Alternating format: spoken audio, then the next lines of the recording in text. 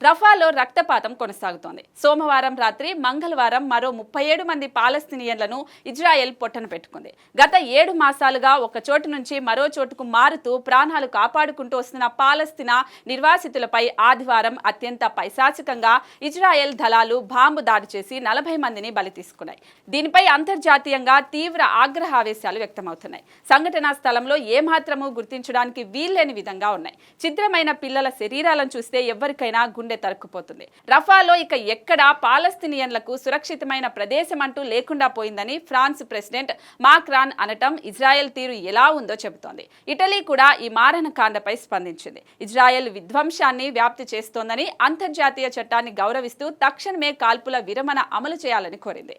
మరోవైపు గాజాపై ఇజ్రాయెల్ దమనకాండను నిరసిస్తూ all ice అన్ రఫా పేరుతో అనేక మంది ప్రముఖులు సోషల్ మీడియాలో పోస్టులు పెడుతున్నారు.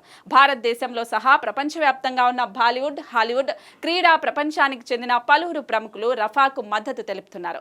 దీనికి సాధారణ ప్రజల నుండి మద్దతు లభిస్తోంది. ఈ నినాదాన్ని మొదటిసారిగా ప్రపంచ ఆరోగ్య సంస్థ ఉపయోగించింది. పాలస్తీనాలో జరుగుతున్న ఘటనలను చూసి కళ్ళు మూసుకోవద్దని ప్రపంచవ్యాప్తంగా ప్రజలకు విజ్ఞప్తి చేయటం ఈ నినాదానికి అర్థం.